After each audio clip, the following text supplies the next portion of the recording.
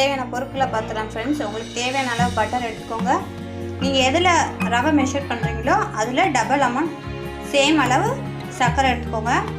ரவை அதில் நான் ஏலக்காய் தட்டி வச்சுருக்கேன், முந்திரி திராட்சை, ஃபுட் கலர், ஆரஞ்சு கலர் எடுத்துருக்கேன், நம்ம 2 பிஞ்ச் சால்ட். இப்போ நம்ம ஸ்டவ் ஆன் பண்ணிவிட்டு ரவையை வறுத்துக்கலாம் ஃப்ரெண்ட்ஸ்.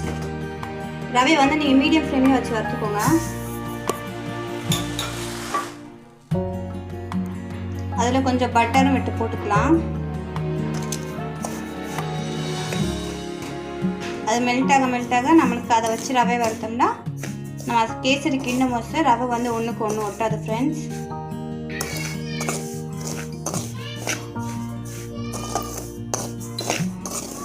மீடியம் ஃப்ளேம்லேயே வச்சு வறுத்துக்கோங்க.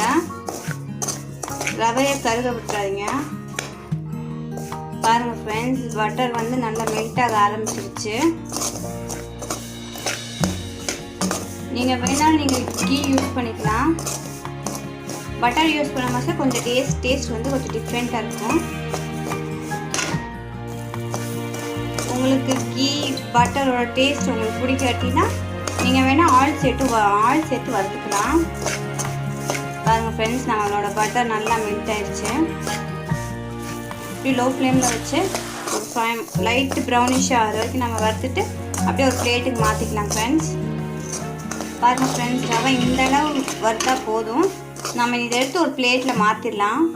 திருப்பி நம்ம கொஞ்சம் பட்டர் போட்டு பட்டர் மெல்ட் ஆனோடனே நாம் இந்த திராட்சை முந்திரி சேர்த்து லைட்டாக பொன்னிறமாக வறுத்துக்கலாம். வறுத்து நம்ம செப்பரேட்டாக ஒரு பிளேட்டில் எடுத்து வச்சுக்கலாம்.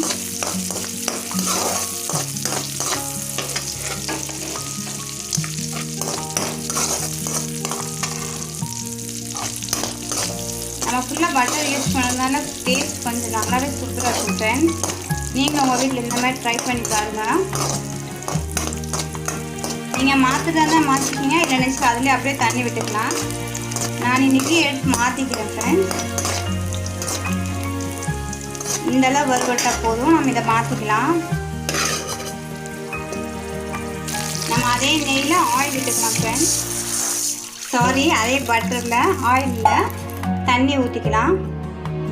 தண்ணி ஊற்றிட்டு ஃபுட் கலர் சேர்த்துக்கலாம்.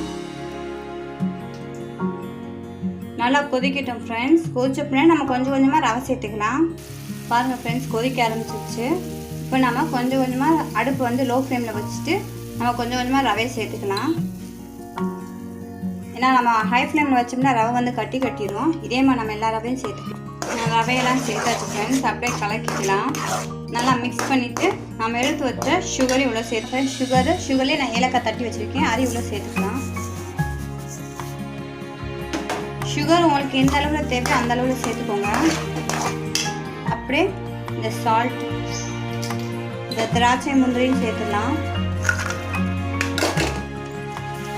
நல்லா மிக்ஸ் பண்ணிக்கோங்க ஃப்ரெண்ட்ஸ். அடுப்பு வந்து நீங்கள் லோ ஃப்ளேம்லேயே வச்சுக்கோங்க.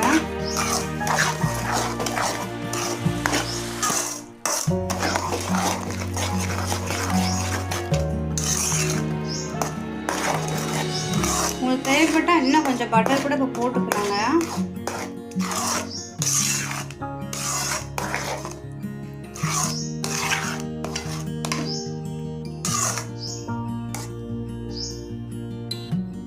இப்போ இதில் இன்னும் கொஞ்சம் நான் பட்டர் சேர்த்துக்கிறேன்.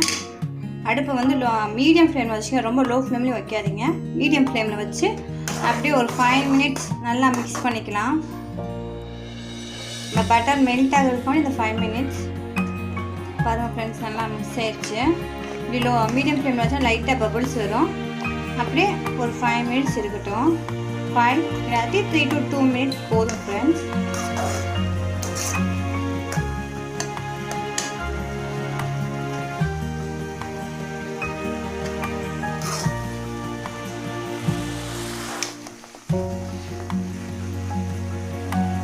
நல்லா மிக்ஸ் பண்ணிவிட்டு நம்ம ஸ்டவ் ஆஃப் பண்ணிக்கலாம். பாருங்கள் ஃப்ரெண்ட்ஸ், எவ்வளோ கலர்ஃபுல்லாக வந்திருக்குன்ட்டு. நம்ம இனி ஸ்டவ் ஆஃப் பண்ணியாச்சு. நம்மளோட ஸ்வீட்டான எம்மியான கேசரி ரெடி ஆயிடுச்சு ஃப்ரெண்ட்ஸ்.